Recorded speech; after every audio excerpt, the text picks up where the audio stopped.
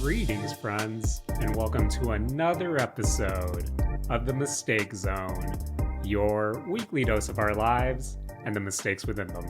My name is Jaren Wade. Joining me, as always, one of my best friends in the whole wide world, Matt Alba. Hey, Matt. Yo. How are you doing? Yo, I'm doing good. Matt, that's great. We're here another week. My hands are dry. Matt, I hate how dry my hands get during the winter time. Yeah.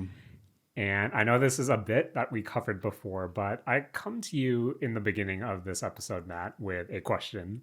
Mm-hmm. So I know you are taking a trip to Japan in, I believe, March Yes. or so. Mm-hmm. And whenever I think about my time in Japan, Matt, I think ramen because I love me some ramen. Mm-hmm. And I went to a new sushi place, or I guess Japanese fusion place, over this week. Mm-hmm. And Matt, when it comes to ramen noodles, when you go to a place for the first time, Yes. do you have a go-to order or like an initial order that you'll always do just to kind of do a side-by-side comparison, or not necessarily side-by-side, but to compare to your history of ramen to establish a baseline of that location? I think my usual, whenever I go to a ramen place for the first time and I'm trying to if I'm not grabbing a specialty ramen of theirs, my usual is usually a pork tonkotsu ramen with Yes. thick noodles cooked firm. And then, if I can get it, I get it with egg, nori, like corn, butter, and like green onion. Okay. I think that's my usual standard go-to. I think that's a standard bowl for me. Yeah, I feel like my standard go-to bowl is usually a tonkatsu, but as you said, I typically, I guess with any restaurant in general, I'll typically look if they have a chef's menu, chef's specialty menu, or Mhm. look what menu items have, their specialty. And for this restaurant in particular, I got a miso butter ramen Ooh. at first. Mm-hmm. And Matt, Mm-hmm. for this bowl of ramen in particular, I think the pork that came with it, really good serving of pork. I love me a good pork serving.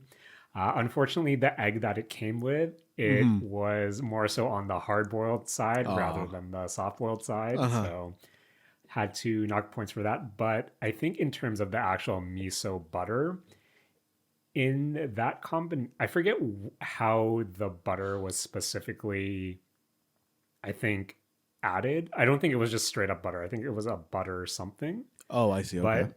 But I remember when I first had it, I instantly thought, oh, the butter is notably strong in this broth.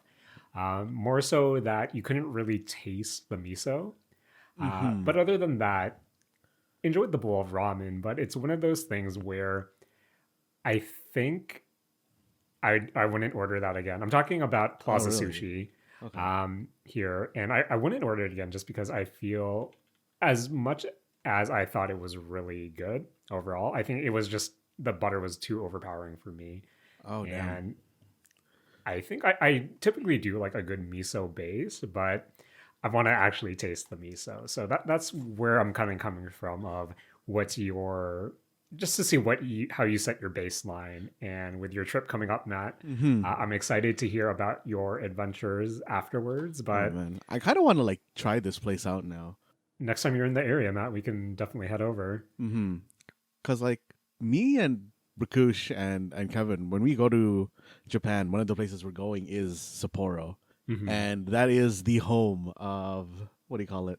Miso ramen, right? Right. And Hokkaido is also the home of Japan's best quality milk products. Yes. And I've just honestly been looking forward to a miso butter ramen when I go there. Okay. And now I Right. kind of want to know what's up because Okay. actually kind of related to, I guess, Japanese stuff and butter, Jaren. Rakush pointed out this ice cream. It's kind of it's set up kind of like a drumstick ice cream where it's already pre-coned, the ice cream's already in there, and it's just wrapped individually. And Jaren, this ice cream was wild because the milk, I think, is so high in fat that it tasted basically just like vanilla and butter, and it was crazy. Oh man, that maybe I'm just a baby Matt with baby taste buds, but if it's too buttery for me, I think maybe that's it. That's a me problem where, as someone with a normal sense of taste, will probably have this miso butter ramen and think, oh, this is enjoyable. But for me, if it's too buttery, I think I think anything too rich in general makes me a this isn't for me type boy. I see. I see. But Matt, Mm-hmm. you know what is for me? What, Jen? Sparkling water. Welcome to Jaren's Kira Kira Sparkling Water Review. Now, Matt, Mm-hmm. I told you that every week I'll try to bring forth a new, different sparkling water, taste test review because I drink a lot of sparkling water and I want to review them. Mm-hmm. But I found a opportunity to try something and I'll probably regret it. But Matt, you heard the pop tab pop, and now. Mm-hmm. Not sure if you heard that, but I also opened a bottle of sparkling water because okay. Matt, I have again not an ad, not hashtag ad, not hashtag sponsored, but I have a can of President's Choice sparkling water, orange cream soda. Oh. And I also have a bottle of Farm Boy's organic orange vanilla flavored sparkling water. Mm-hmm. And Matt, I had to take this opportunity to do the battle of the orange cream and orange vanilla flavored sparkling water. Now, Matt, before I go in here, when you think orange vanilla, or let's face it, it's an orange creamsicle. Yeah. Is that not nostalgia baiting at that point? I don't know. I mean, I think that the flavor stands on its own. I like me a like thing plus cream flavor, but for me, yeah, it does hit a lot of nostalgia, especially when I think specifically about Jones Soda. I don't know if that's like I don't know where Jones Soda is actually sold, other than if that's outside of Canada or not. So I don't know how local of a reference that is. To be fair, I saw a fountain machine that's exclusively sold Jones Soda on Reddit. Damn. I didn't tend to dive any further to that to see where it is, but I'm pretty sure that's available in the States as well. Okay. But Matt, I'm going to start off with the Farm Boy organic orange vanilla flavored sparkling water. Farm Boy is, I like to think of it as the little cousin of Trader Joe's and Whole Foods, if that makes sense to anyone listening. But Matt, I think that's a really subtle orange vanilla for the Farm Boy organic orange vanilla flavored sparkling water. That's really faint. I think that legit tastes like a sparkling water with a bit of flavor there. So yeah, not as strong as I thought it would be, to be honest. No. But in comparison to the President's Choice orange cream soda. Okay, that's a bit more prominent. I can really taste the cream soda portion of that. And in terms of what I would prefer drinking, I think I have to give it a bit to the President's Choice one, just because you actually get, a stronger orange cream soda flavor. The Farm Boy one is a bit more faint, and I think when I'm going for a flavored sparkling water, Matt, I want that full flavor. I can immediately tell that the President's Choice one is an orange creamsicle. And on the flip side with the Farm Boy one, it took me a bit to realize where the flavor is coming from. So in my power rankings, I think I have to give it.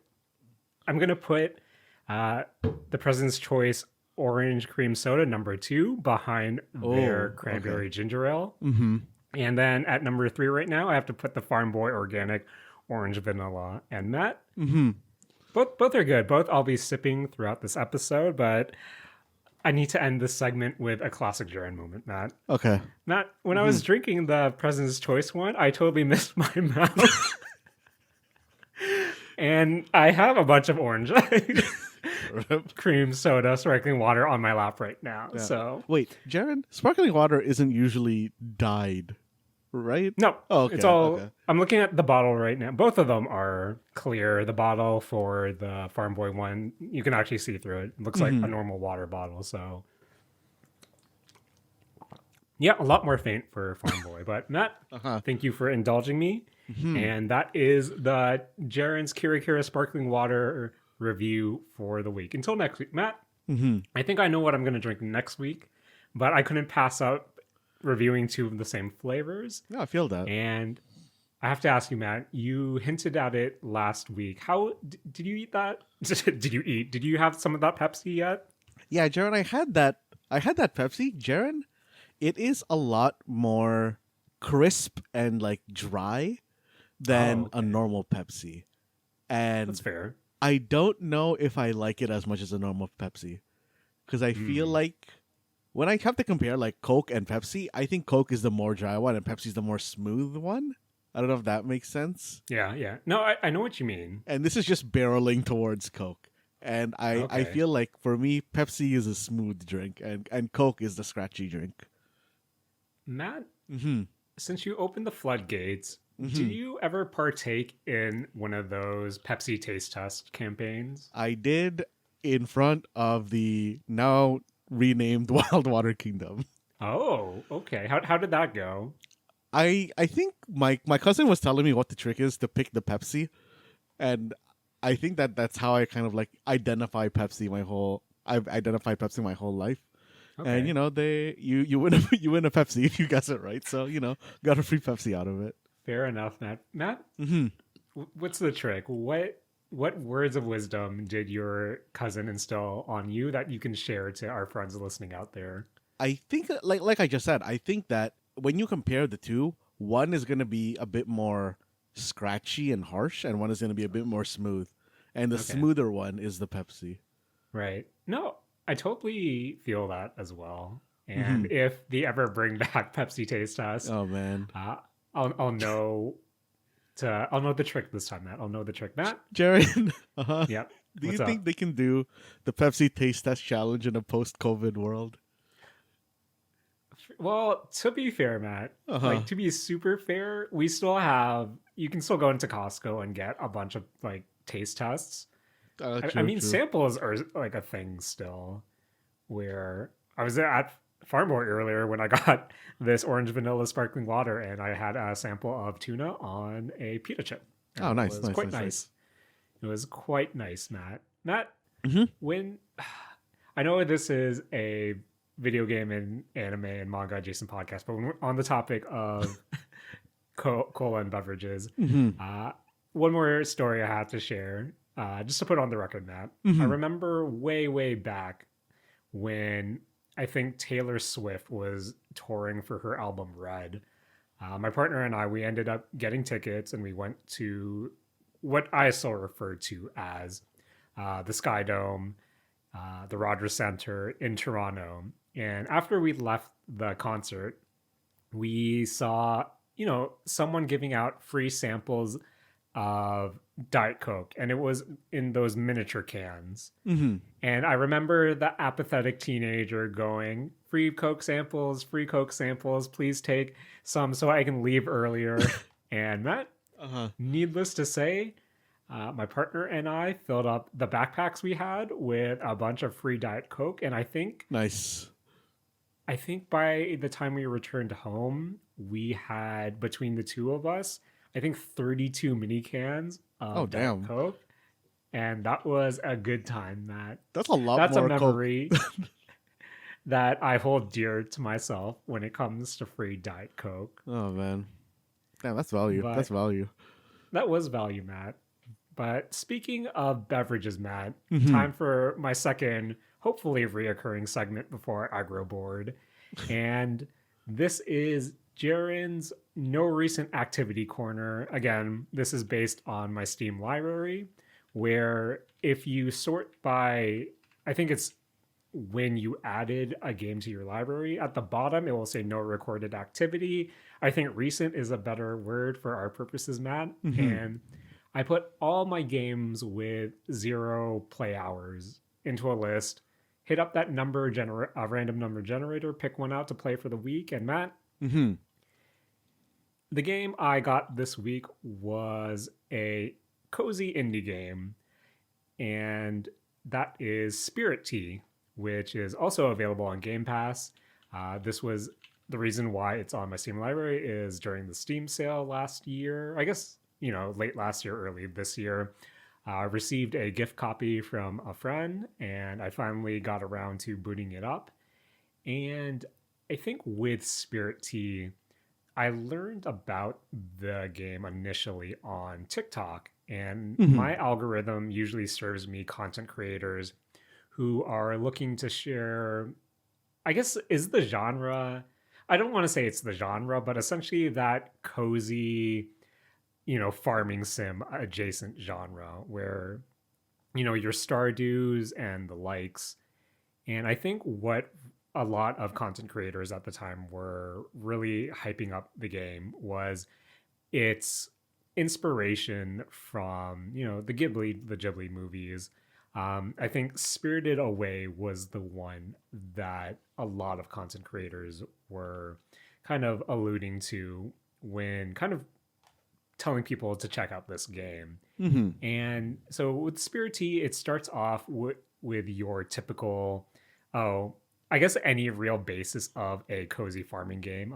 You create your character, you hop on a bus, and you're traveling to a far off town to essentially start anew.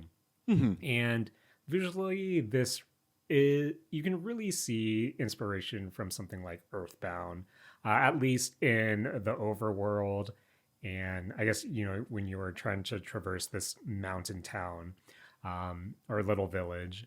And I think what kind of throws me off is when you talk to a person and then you get their essentially talking head at that point. I think the Mm-hmm. style is, it also kind of reminds me, I'm not saying this in a disparaging way, but if you were to take, those ads you kind of get on social media of, hey, create like a pixel portrait of yourself Uh-huh. using AI or something. It kind of Uh-huh. reminds me of, not saying that the art here was done with AI, but it's kind of in the vein where, oh, it looks like these people have, pixel portraits of themselves, where it's sort of, it kind of clashes with, I guess, the whole overworld or the overall look of the game, if that really makes sense. I But see. nothing really to be picky of.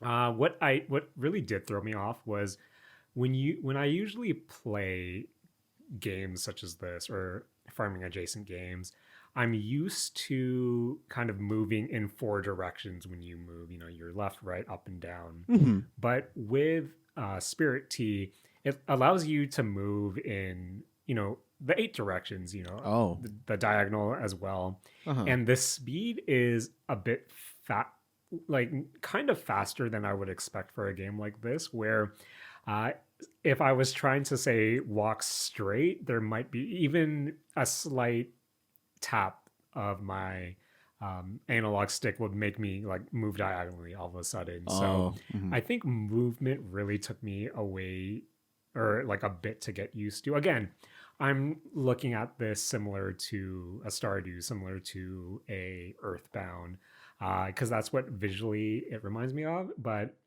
it doesn't really control like that. But anyway, movement aside, once you get over that, the whole premise of Spirittea is your character have the ability to see, spirits, the yokai that kind of inhabit this village. You early on meet one of these elder yokai, I guess it's a cat, and he's telling you how, oh, this town has a bunch of yokai. They're getting restless because essentially no one's really paying tribute to them anymore. Mm-hmm. Shrines are going abandoned, like no offerings are being made, no repairs are being done.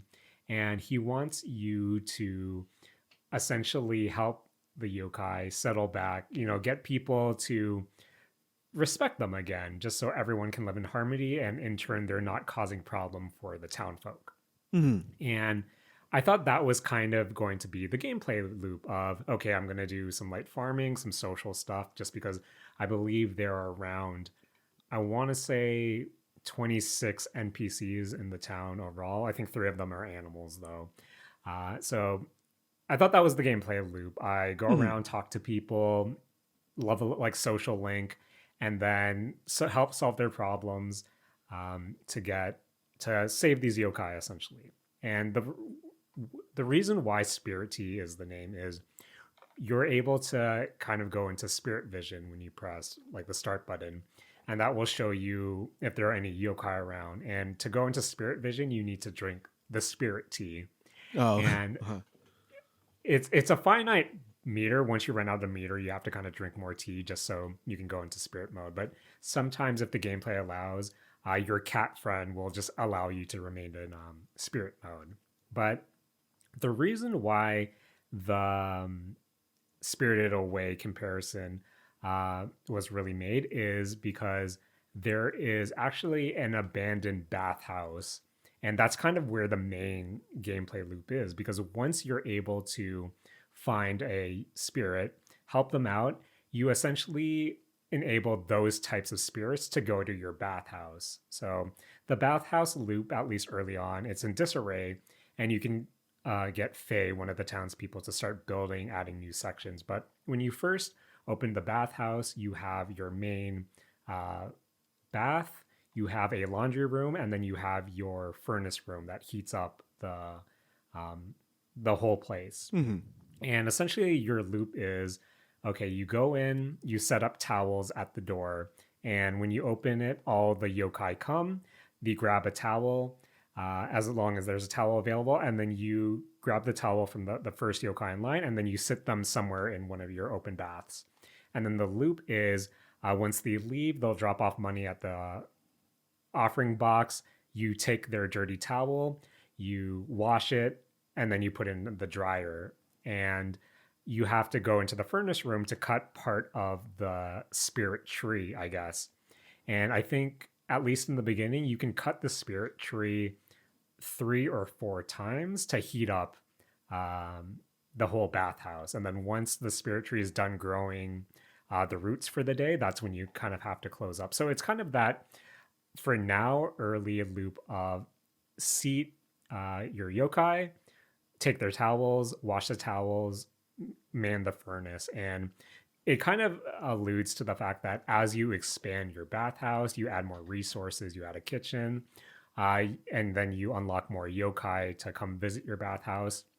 That's when you have to do specialty tasks like, oh, maybe for them to really enjoy their stay, to get maximum profit from that guest, you might have to cook them a meal, or you might have to, you know, clean them with a brush and things like that. But at this point, the basic, I guess, to that extent, it's I'm just sitting people or yokai into the baths, waiting for them to leave. And Mhm. each yokai has a season attached to them, where depending on where you sit a yokai in a bath, they might not like the type of spirit that they're sitting, or this type of season they're sitting beside. So it becomes a organization game of, okay, I can sit these two together, I can sit these two together, but I might have to separate seasons in different baths. Or hey, Mhm. this yokai takes up 9 spaces in the bath, maybe I need a separate bath place to put the bigger spirits and stuff like that.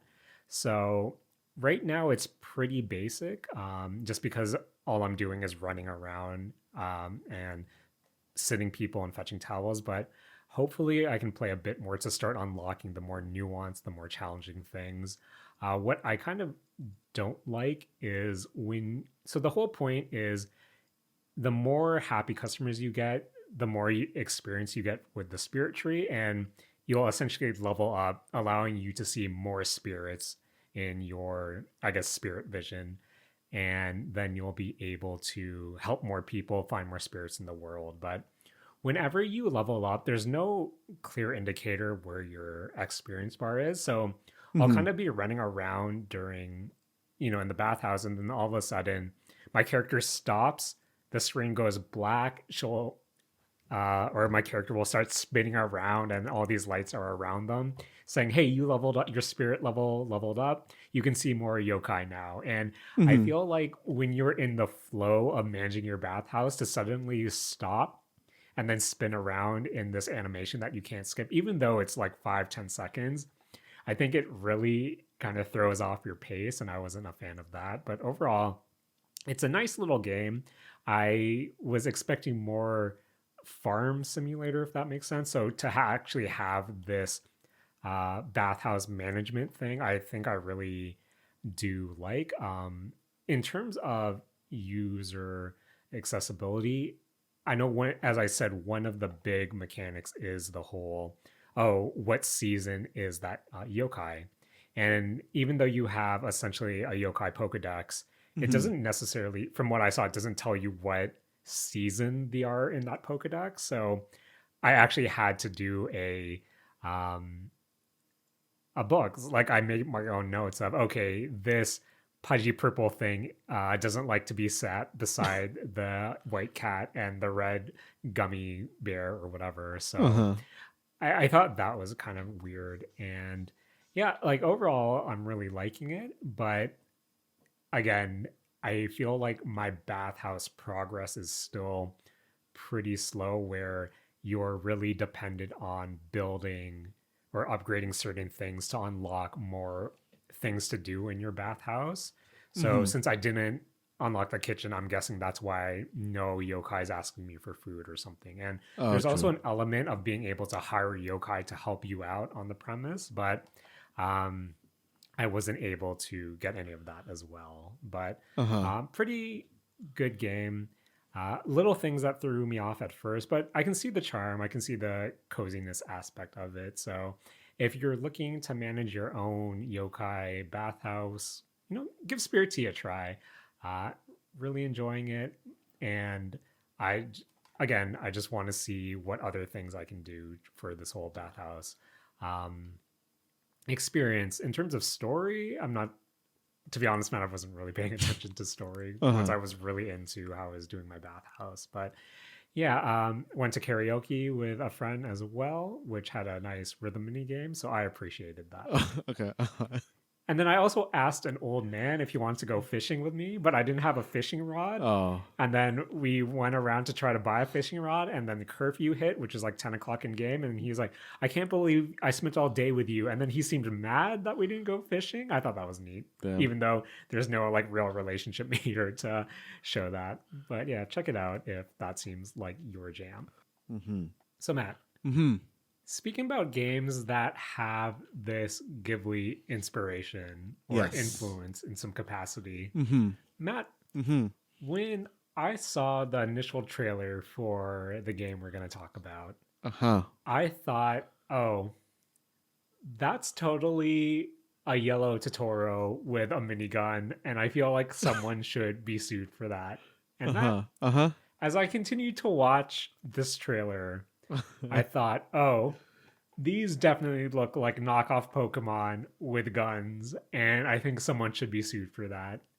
Uh-huh. And last week, we saw the early access release of Palworld, and initially this was being memed as the, a Pokemon with guns game. And to be Yes. honest, Matt, Mm-hmm. I wasn't exactly sure what I was going to get into, but if there's one thing we've learned this weekend, Matt, is that Pal World is popular. Matt, Yes. two Mm-hmm. things I want to grab from Reddit right now. Okay. The first one being from Wicked Player 494, and that's Pal World becomes the sixth Steam game to hit 1 million concurrent players since Steam's system's inception in 2003. Its 47 hours sprint to 1 million makes it the second speediest game to hit 1 million, behind Cyberpunk 2077's 160-minute record in late 2020. And then Matt, Mm-hmm. this one from Turbo Strider 27 in Pal World has sold over 3 million copies in 40 hours since release. Matt, Mm-hmm. I believe it hit around 8 million or no, not 8 million. It hit 1 million in I think 8 hours since release, and then I saw 2 million at the 20-hour mark. Matt, Mm-hmm. of course we're talking about Power World. We're talking about the Pokemon with gun games, but based on the success that this game is receiving, early impressions, first thoughts, but Matt, why is this game so popular? Jaren, it's straight up. I think one, it's a what do you call it, survival game, which Jaren, it is Yes. a very popular genre. People love building stuff. Two, it's a un unabashedly like shameless Pokemon like rip on yeah, like the monster side, which makes it a lot more like Arc. And Jaren, people love collecting the monsters, Jaren. Like, Matt, hmm those are literally fancy looking. Those are Pokeballs yeah, with essentially crowns or with jewelry decorated around them. Jaren, I think that this game is the fully realized potential of, like, you know how before we were talking about, hey, does Pokemon keep a mainline series of stuff like Scarlet, Violet, and so on, where you're trying to kind of like, do your Pokemon training thing, and then it has an offshoot of the Arceus line? Yeah. I think that this is the fully realized version of the Arceus track. Which, Matt, that's kind of speaks volumes considering this is still in early access. This still Yes. has that early access jank to it. Mm-hmm. And yet, I kind of agree with where you're coming from, where with my time with Palworld so far, this feels like a fever dream of what me in the fourth grade eventually wanted Pokemon to become, Mm-hmm. stressing the fact that there are also guns in this game for some reason. Yes. But I think my first few hours with, so as I said, I knew nothing about this game going into it. And right off the bat, when you're, it's a survival ass survival game. And that instantly threw me off just because, in theory, I like the survival game genre, but at the same time, I think it takes a bit for you to really get comfortable in its gameplay survival loop. And I think with Power World overall, at times I thought that the survival aspect, your base management aspect, was kind of, I don't know, at odds with the other portion of that I think makes this game so fascinating to look at. And that's just the pure exploration factor, where, again, Matt, not to get, not to really higher up on this point, but it feels illegal to the point where it's, if you took Arc, if you took Mm-hmm. Pokemon, Mm-hmm. if you took elements of Breath of the Wild, and you threw that all together for a $40 early access package, and yet it's working to some degree. Again, it's not without its faults, but it's a fever dream in many respects, Mm-hmm. where there's so much clashing going on. And I think one thing that threw me off is kind of the styles clash in a way, where you start off as a survival game. You have your basic, oh, here are my stone clubs, here's my pickaxe, here's my log cabin that I'll eventually build. Here's my here's my clothes that are, the our survival game ass clothes. You have, how would you describe that style, Matt? Where it's nothing, it, it's nothing like really modern, but then the moment you hit that first raid tower and you fight Zoe, and Uh-huh. then she looks like she's out of modern Pokemon, and then you'll have, you know, these raiders coming to invade your base, and then some of them have pistols for some reason. It's weird, Matt, and I think that's what was really throwing me off at first. Of, this seems like that primitive sur- survival game at first, but then you'll have Mm-hmm. sprinkles of modern technology and modern aesthetics that kind of make it weird. But Yeah. Matt, what did you think of the overall style of the game when you were first playing it? Sure. I kind of thought it was very limited. I Hmm. Once I made my character and moved around, I didn't know this prior to, but I instantly realized that this is the Craftopia people. Yes. And once that kind of clicked for me, it all kind of was like, oh, okay, the aesthetic in this game makes a lot more sense now. Like this really is just a initial copy of, I think, the Breath of the Wild kind of like look, but Hmm. more animated. And I don't know, I thought it was like fine. I wish there was more customization because I thought the customization of the character was a bit limited. Yeah. But other than that, like I thought the style of the game overall is mostly cohesive and works well enough for the purposes that it's trying to do.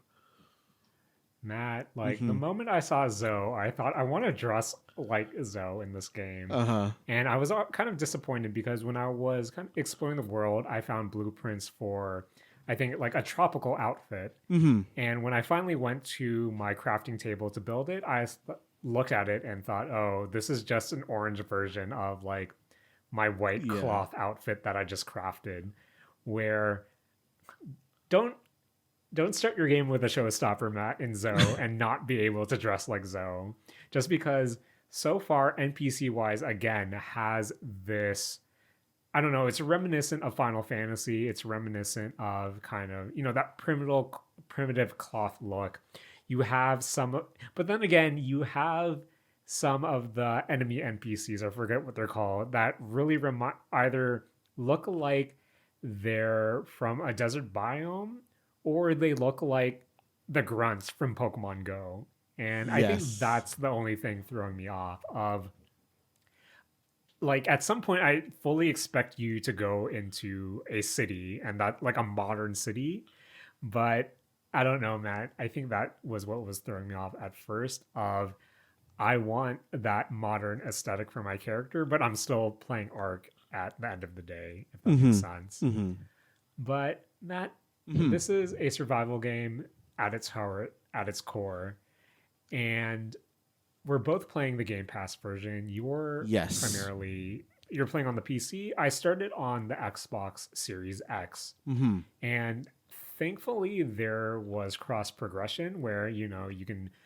I started on my Xbox Series X, and then Matt instantly I had a headache just Oh. because I think the series, like the console version, there's something about the frame rate where it it it's not like a constant frame rate to me for some reason where it looks like the game's really detailed, but when say Mm-hmm. I'm kind of panning the camera around with my analog stick, Mm-hmm. there's a it's not a constant 60, I think.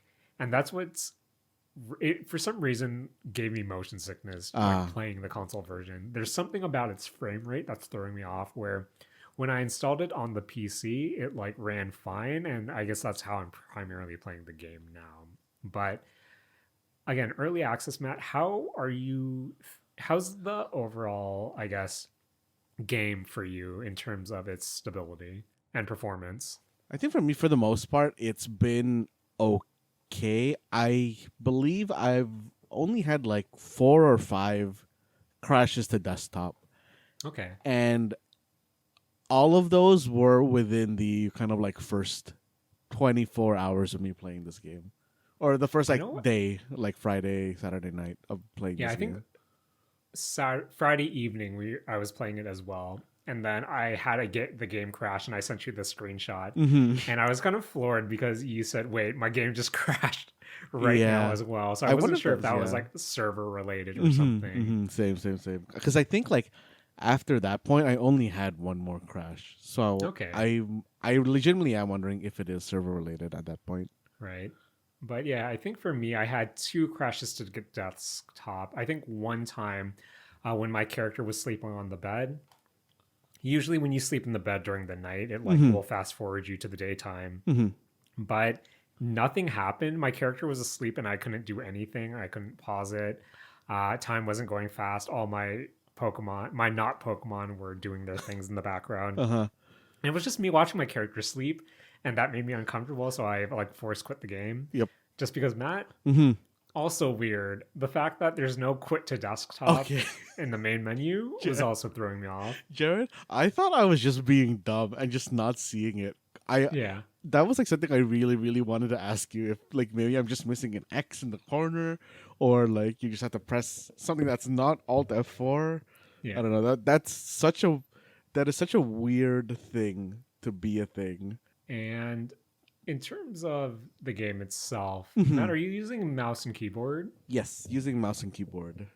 So since I started on the Xbox, I was playing on controller. So I'm Hmm. playing on the controller on the PC as well, the PC Game Pass version. I guess we'll Yeah. get into that in a bit as well. But when you're using the controller on the Game Pass PC version, it doesn't give you the proper prompts. Like Oh. when I'm using my controller, I'll look where a prompt's supposed to be and it will be blank. So whenever I have to do something that requires a prompt, just because I don't know them by heart right now, Hmm. I have to move my mouse to get the keyboard's prompts to pop up so I can press the corresponding key. Ah, I see. Again, I hope this is something that they can address. But Hmm. what I also learned today was uh, the PC Steam or the Game Pass version in itself is, I think, the feature parity is with the Xbox version, just because they're on the same Yes. ecosystem. You can transfer your file to one another. I found out that the Steam version is notably more, I guess, feature complete. Hmm. And I think the devs also said that the reason why the Game Pass version is like this is because of the Microsoft certification process or certificate Yeah. for their Certification. upgrades. Yeah. Yeah. And Matt, how are you feeling with kind of the feature parity right now? Just because I'm watching a lot of VTubers play Palworld and Hmm. I'm seeing things that are different. Obviously, they're playing the Steam version. Yeah. I'm seeing a lot of things that are kind of different than the version we're playing. Hmm. Is that something that you've noticed? Are there certain Steam features that you're hoping get updated into the Game Pass version soon enough? And ultimate question, Matt, are you thinking of kind of like getting the Steam version as well? I am very much thinking of getting the Steam version. Hmm. Like right now, it's or you can, yeah, you can like, oh, give them names. You can the server stuff is like something I really want to be able to do. I'm surprised that that's not a thing for the Microsoft or the Game Pass version, but I understand why. Like, Yeah, I think it's only so with Steam you can have up to 32 people on your server. I think for the Game Pass or the Xbox version, Game Pass version, it's up to 4, not I even like believe. that. Like Hmm. the Steam one has the 4 as well. The way the 4 Right. works is that it's peer to peer, right? Okay. So you can, just like connect to someone's game and then play within their world. But the Right. Steam one allows you to use dedicated servers, which lets you do Right. the 32 people. Or at Okay. least that's my understanding of it. Yeah. And Jaren, like, I never really considered early access games on Game Pass before because I think this is really my first early access game that I'm playing at launch Okay. on Game Pass.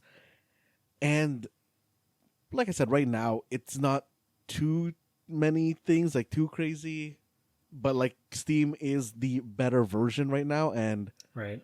I feel like the gap between the two is only gonna get bigger Right. because of how quickly and easily you can iterate on Steam instead of iterating on Xbox.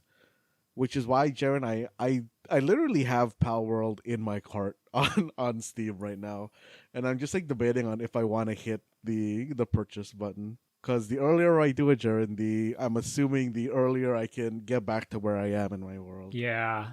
I think that's my biggest deterrent right now, but at the same time, I think the idea of having a server with like friends or different ones, I think I have enough progress. There are also things I just want to redo Uh with huh. my current Yes. Yes. base. Same. Oh man. That with that in mind, where I think even though the price tag is like a fair price for what it is right now, but Yes.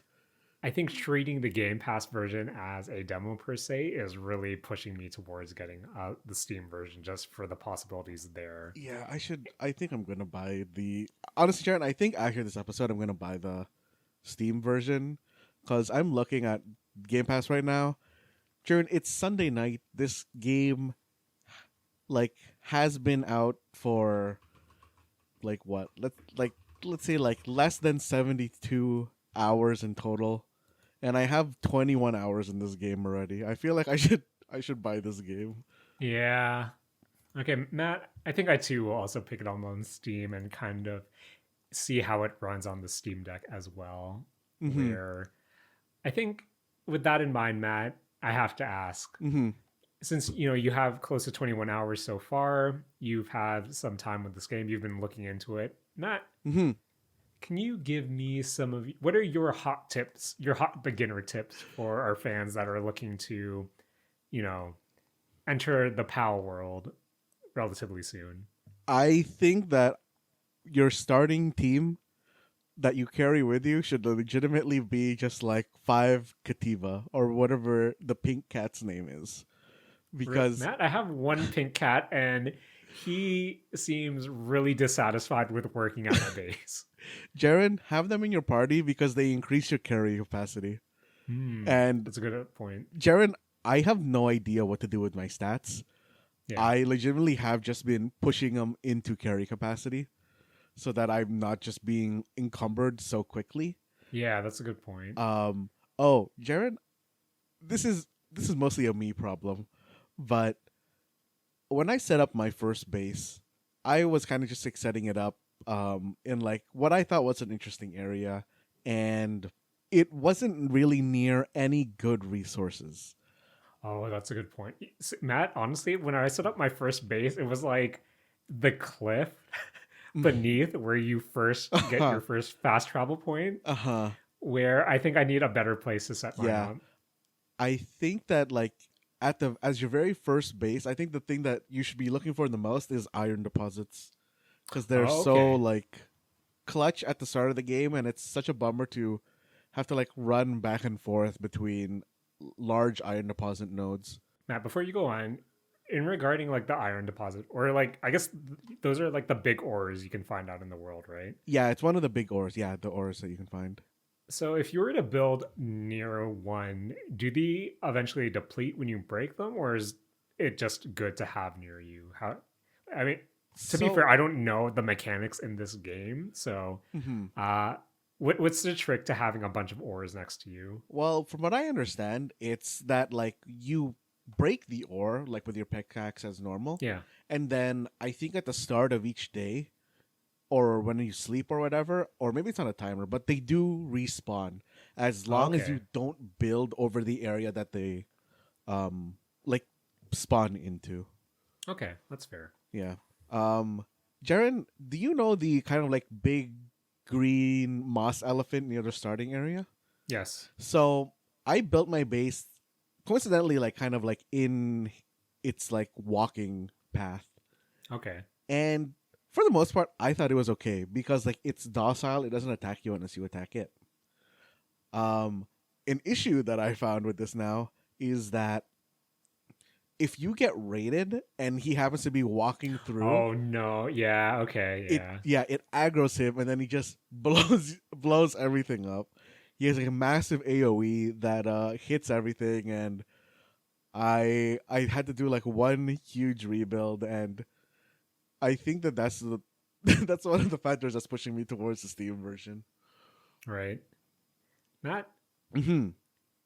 your PAL box, I guess your Poke box, Yes, is yours inside a house or your base or whatever, or is that outside? it is outside. I don't know if you can Okay. put it inside Right. because I don't know if you can like build, or I guess you can build around it to begin with, and then or build like the house and then build it inside. But I never actually tried that. I don't know if that works. Yeah. Like right now, mine's outside a lot because I was going to ask you. Right now, my house is kind of like an L shape. Inside is like where everyone sleeps, and Man, outside Jared, I has made all my. everybody sleep outside. That's a good point. I Matt, when I eventually redo this on the Steam version, I'm Hmm. going to, have my own stable, have an actual house, Mm-hmm. probably try to build a U-shaped log mansion or whatever, and then have the PAL box in the middle of it outside by a campfire. Mm-hmm. But yeah, right now it's like all my crafting tables are outside. And I don't know. It was me kind of learning as I go, just because, again, early access, there's a tutorial in the options menu, but I'm not going to read it, Matt. Mm-hmm. That's my fault. Oh But man. yeah, with it, I think when I was talking to Julian, he was talking to me about, oh, isn't that game just like Factoria in a way? And I guess when it comes, as someone who didn't play Factoria, but just the whole base management thing with your pals and having them actually be workers and kind of automate systems for you, I was also really impressed by that. Mm-hmm. Where I think when it comes to survival games, one of the things that kind of puts me off is the whole, oh, I'm playing by myself for the most part and I have Mm-hmm. to do these gameplay loops that are kind of a bummer. But having, your pals be there to help automate that in some way, I think it really helps and makes it feel more lively when I'm playing solo. Mm-hmm. But there are a few quality of life things that I really hate for there. I'm not sure if this is fixed or addressed in the Steam version, but Matt, Mm-hmm. I hate how I have to hold down a button when I'm crafting or Ah, yeah. cooking or doing something, Mm-hmm. especially for things that take, 2 minute plus. Yeah. And I'm not sure why it's just not like a toggle where I can just, set it and then like do something in the background. I'm like legit holding it, and that's when I'm browsing TikTok or playing like a mobile game or something. And I don't know, I feel like that needs to be addressed ASAP Mm-hmm. because it makes doing anything not fun. I built an egg incubator as well. Mm-hmm. Also, I had this fun egg that took 40 minutes to incubate. Yes. And then I thought, okay, I'm just gonna log off the night, like see what hatches in the morning. I didn't realize the timer only counts down if you're logged into the game, which also Yeah. threw me off. Yeah, the server would definitely help with that. Yeah. Um, But anyway, Matt. that reminds me, John, Uh, of just like mhm. one, I guess, like other tip that I want to throw out for people who are still considering this game or are early in it when they listen to this. Yeah.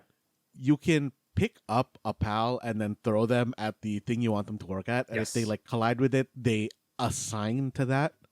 Um, so they'll always only work on that thing, which is important to consider because they will literally only work at that thing. So Okay. if you happen to throw someone at like a like rock mining thing, they will only mine rocks and they will never go like to the spa to like clear their sanity. Oh no. Which leads to my second kind of like tip. There's a lot of Hmm. Palmon who can do a bunch of things on your farm, Yes.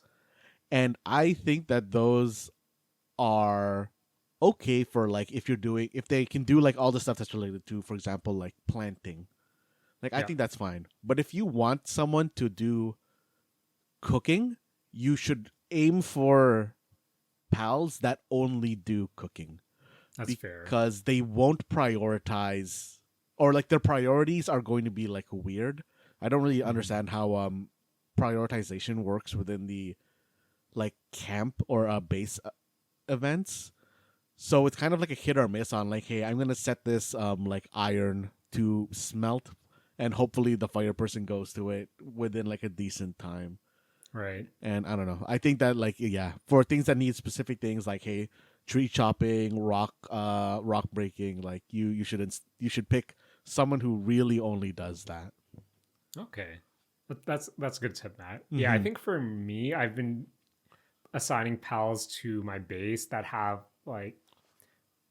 multiple, I guess, task traits to them. Mm-hmm. But yeah, that makes sense to kind of limit it to like a few to prioritize what you need because I think my pals are always hungry. So maybe I need a cook, Matt. Maybe I need a cook. Mm-hmm. Mm-hmm. Okay. With that survival aspect out of the way, Matt, Mm-hmm. let's get to the nitty gritty. Yes. What's the point of the spear? Like, I I crafted a spear because I thought it would be good in combat. It's Uh-huh. not good in combat, Matt. It's weaker than the club, I think. I don't know why I have it. Have you used the spear? Have you found a use for it? I mean, I use the spear to like, lower their HP less so Okay. that like I don't hit them with something stronger and accidentally kill them. Matt, That's how many really the times has use a of it. pal killed a pal that you wanted to Oh catch? my god, Jaren, so many times. Hmm. Jaren, I think the thing that's like really messing with me is that you can't really like rebind a lot of stuff Right. in the menu, and like we talked about during one of our Next Fest episodes, I think that is like a cardinal sin in PC gaming. Hmm. Especially I think the one that's like really egregious to me is that I they have the thing I want to rebind, but I can't rebind it to the button, Right. which I think is really weird. Okay. Matt, Hmm. do you have a gun yet? I have a single fire musket that takes an Hmm. age to reload. Amazing. Darren, I don't And like that. I don't like this musket. so, Matt, I guess we should also kind of talk about some of like the systems as well, Hmm. where Hmm. in your main menu you have your technology tab. Yes. And I guess every time you level up, every time you find like a fast travel point, you'll get a technology point. Hmm. And you can use these points to essentially unlock crafting recipes for Yes. you to build. And then I do like how some recipes really depend on if you have a certain pal, Hmm. because there are recipes that kind of like, oh, here's a riding saddle for your llama, here's a riding saddle for your wolf, here's a leash for your ghost, so your ghost will follow you around in addition to whatever or pal you can summon, which I thought was pretty cool. Hmm. And when I could, I immediately got that ghost one, so my ghost pal can always like look out for me too.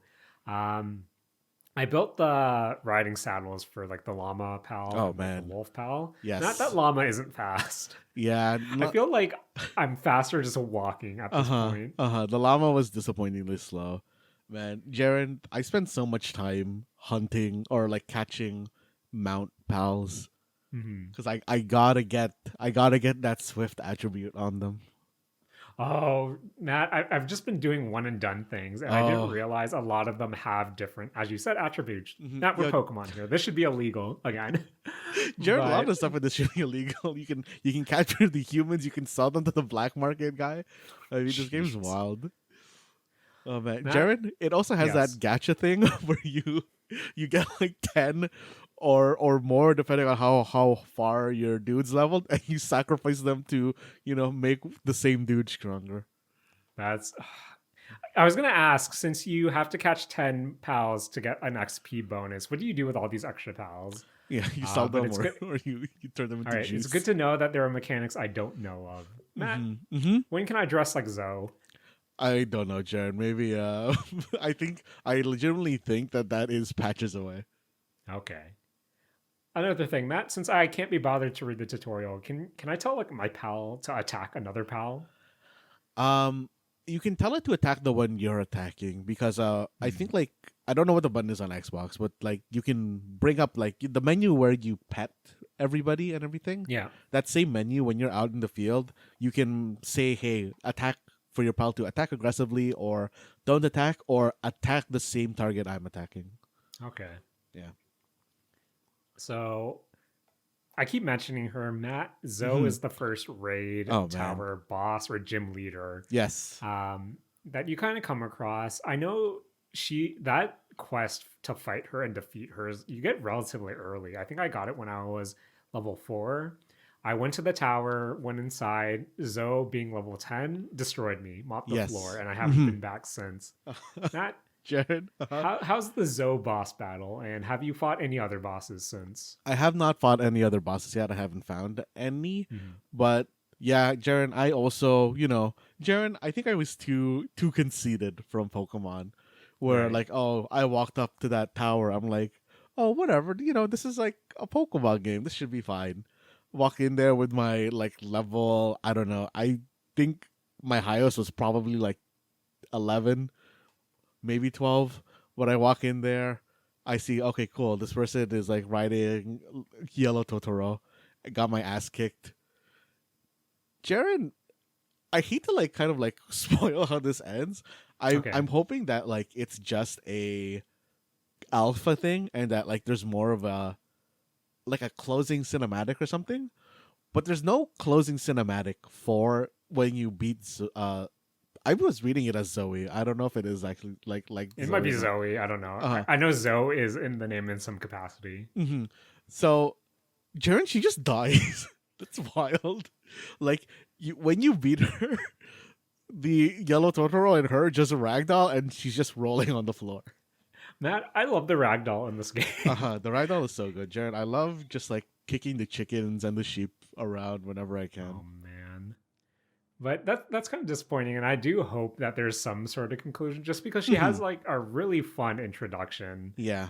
It's a really striking introduction, and in many ways, I think she'll end up being some sort of poster girl for this game. But to not have some sort of conclusion, for you not to do like some handshake or act of acknowledgement, I think that's a bit disappointing. But hey, early access, what can you do? Hmm. But yeah, damn it, Matt. Now I'm really considering buying the Steam version after we stop potting right Jared, now. I'll set a server up. I'll set a server up if Okay, you Matt, want you to sold me play on getting the together. Steam version. I do want to play together. Okay. Okay. But anyway, Matt. So again, I think it.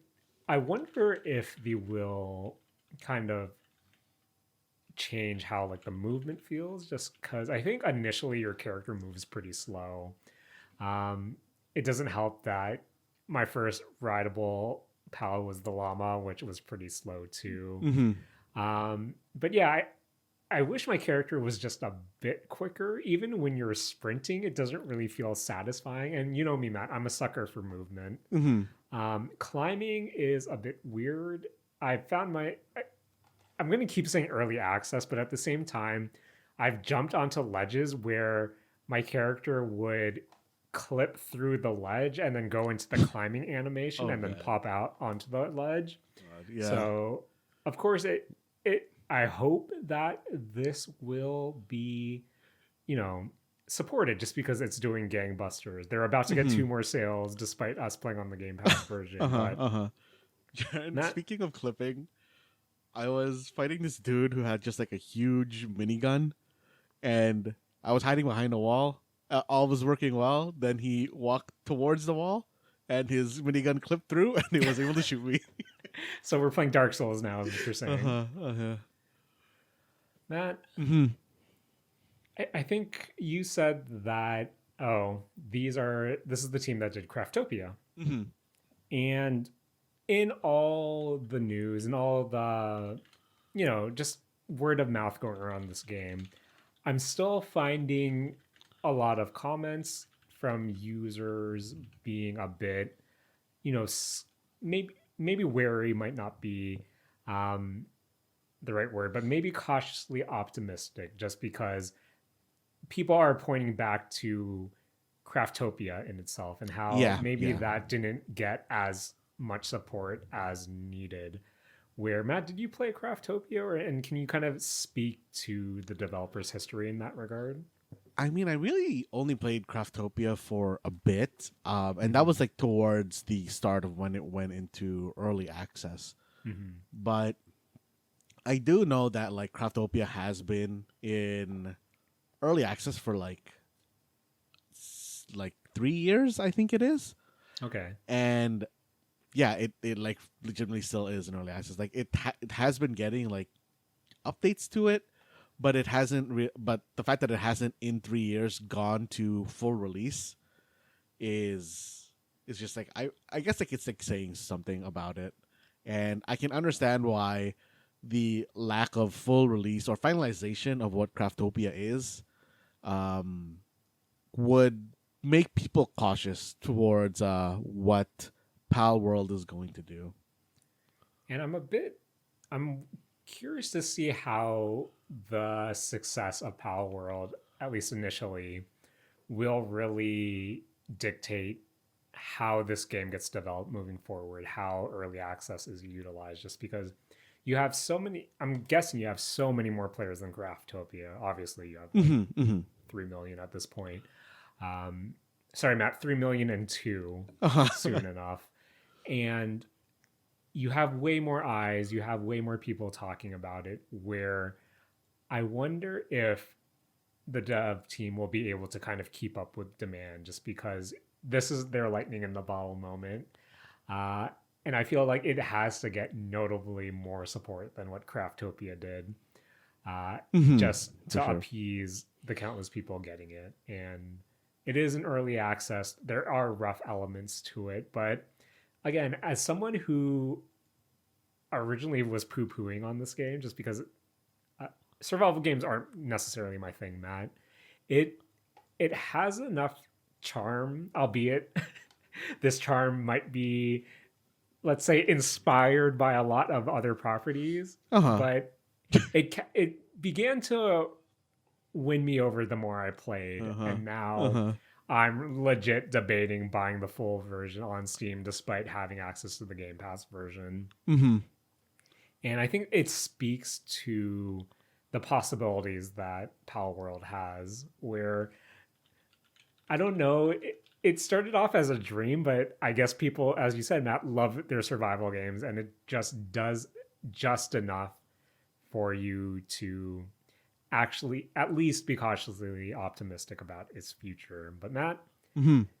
as someone who's played more Pal World than myself and has more experience in the survival genre, what are you hoping to see gets added? Just whether it be feature, quality of life improvements, but what are kind of the genre staples that you hope to see get implemented during the early access period? I don't know if this is necessarily a genre staple, but like as a Mm-hmm. quality of life thing, I really do hope they do something that like WoW did, which is that at some point your mount is all mounts become the same speed as your fastest mount. Right. Because like I think it's a shame that like the that starting alpaca is probably not going to be people's like end mount, even if some people, for example, like the design of it. Like Mm-hmm. I definitely have pals where I've put them away because hey, I found a faster mount, even Yeah. though I liked the look of this mount more. Um, and I don't know, Jaren. I've mentioned it. I've talked about it before on the show. I attach feelings to like fake fake things in game, and it makes me feel bad to put them in the what do you call it? Put them in the Gary's box. box. Yeah, Jaren. They have like this podium that lets you kind of like set how hard you want your pals to work. Uh, but when they like kind of explain it in the description, it seemed a lot more like you can assign people to things. And I know that I mentioned earlier that you can kind of like assign people to things, but I really hope that they find a way for you to give jobs priority. Right. I think that that is really the biggest quality of life change that I'm looking for in this game. Yeah, I feel with the base management, Mm-hmm. I kind of want that to be a lot more streamlined. And I understand that it's cool that I can pick up a pal and throw them. That looks funny. But Matt, Mm-hmm. when it comes to efficiency and optimizing my base, just give me menus at that point. Yeah, like I want to be Like, able to disable a job from like at the very right. least disable a job on one of the pals. Just because I think if they really improve the movement for me, like, just fix up the animations, maybe to make it a bit faster in general, I honestly would want to come to this game for the exploration aspect. And I would want my base and all of that to be as automated as possible. And if I can set a lot of that in a menu and not Mm-hmm. really have to worry about it, I think that's what I'm hoping for the most.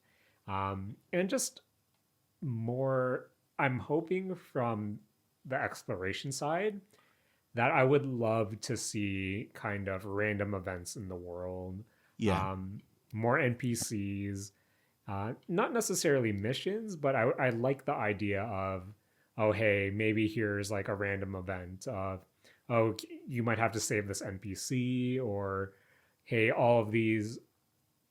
or all of these people are fighting not necessarily a big pal, but hey, maybe this is a special event where a bigger pal has spawned and people are fighting it. But I just want more things to find in the world, Mm-hmm. and more things to do. I think what I want the most to experience the most is the exploration stuff, and Mm-hmm. I just want like different biomes. I kind of eventually do want to see like more less nature based, but maybe more like villages, like even cities, just something different, like different biomes. And yeah, I think that's mostly what I want. Just, a competent game when it comes to exploration and things to find, things to experience. Mm-hmm. But Mm-hmm.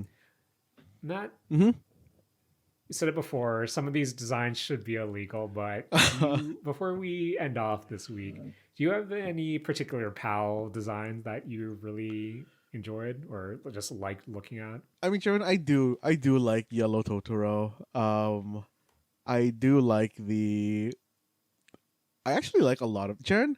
I think the thing that like I really really like about Power World's design is the title splash screen, Right. because it literally has the two professors from Pokemon Scarlet and Violet like as characters on that splash screen. And I think that that's amazing, especially the fact that like they gave the old kind of ancient looking Pokemon to the ancient like the Scarlet Professor, and the Yeah. future Pokemon to the Violet Professor. That's so good. Matt, Mm-hmm.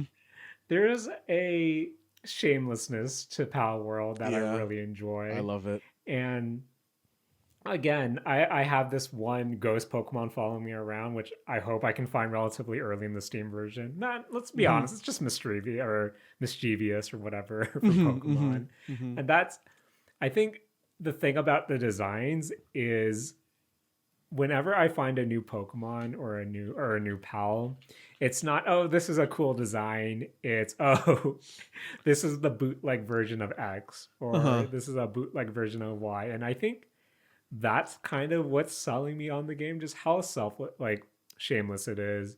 I know a lot of people are throwing around the term uh you know shared assets or stolen assets and stuff like that. Like I can't speak to that allegedly, but it's it does just enough where I don't know, man. This feels like a well realized meme that Mm-hmm. for some reason I'm buying into. And I don't know what that says about myself. But again, I'm with the success that this game is having. I'm just really curious about their first roadmap. I'm curious to see how much, I don't want to say how more seriously take the development in comparison to Craftopia, but I want to see what they do with this newfound success and if we actually do see the 1.0 release sometime. And I want to see if Zoe can eventually live in my base. But Matt, Mm-hmm. with that's kind of our Pal World, our initial experience with Pal World, the early access, seeing where it kind of goes from here. But Matt, Mm-hmm. to sign off for now at least, Mm-hmm. what have you run into any? I told you my experience with watching my character sleep, but has there been any fun bugs for you that you've run into? Not really, Sharon. I think all my bugs have been the crash to desktop level Okay, bugs. so not fun, not fun. Uh-huh. Okay, but yeah, man. Oh, so I guess my last question to you, uh, at the time of playing, I think I'm level 10 when Mm-hmm. it comes to my player level. So, Mm-hmm. and were you? No, you said you've played 21 hours. What level are you right now? I'm like, I think I'm before 30. I think I'm somewhere between 25 and 30. Okay. Mm-hmm. Since you're up to 25 at least, or around there, Mm-hmm. have there been anything? Has there been anything in the technology tab that you've unlocked that you thought was pretty cool to look forward to? Jaren, I got the hip lamp.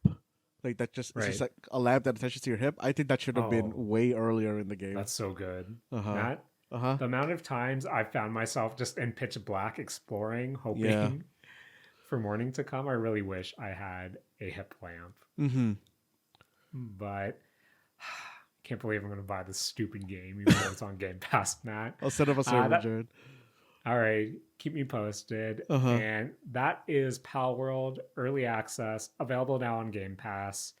And also, I talked about Spirittea earlier. That's also available on Game Pass. Mm-hmm. And Matt, Mm-hmm. I think that's been another episode of The Mistake Zone. I want to thank you, as always, for joining me this week and editing this Poopcast. Jaren, I want to thank you for hosting this Poopcast every week and, agreeing with me that we should buy this Steam version. Oh, man, Matt. Mm-hmm. I want to thank Zoe. I want to thank Yellow Totoro. Matt. Mm-hmm. Matt. Mm-hmm. I want to thank Yazora Mel. Shout out to Mel of Hololive. Unfortunate news this week, but I like Mel, Matt. Hopefully her, I guess, actress behind her, hopefully she's good and continues on in whatever she does. But thank you for all the memories from the vampire. What's up, Matt? Jaren, do you think that within the next 2 or 3 months she's gonna be in V Shoujo? Honestly, Matt, Mm-hmm. I do. I think I do. Oh, I saw that case on stream, the takoyaki one, so I do. Matt, after this, I'm gonna throw 2 names at you, Matt, and I want to know what you think and where they end up. But until then, Matt, that has been another episode of The Mistake Zone. Thank you again, Matt. Shout out to Mel once again. I'm not sure if her Nendoroid will ever be released anymore since pre-orders weren't up at the time of the termination announcement. So who knows, Matt? Mm-hmm. At least I have a few trading cards of hers, which I'll hold on to for now. Mm-hmm. But Matt, that's been The Mistake Zone for this week. Which that's part of your outro, Matt. I keep forgetting. My bad, man. My bad, man. No worries, man. Jaren, take it away. This has been The Mistake Zone, and we're all out of the Game Pass version of Palworld. We're suckers, man.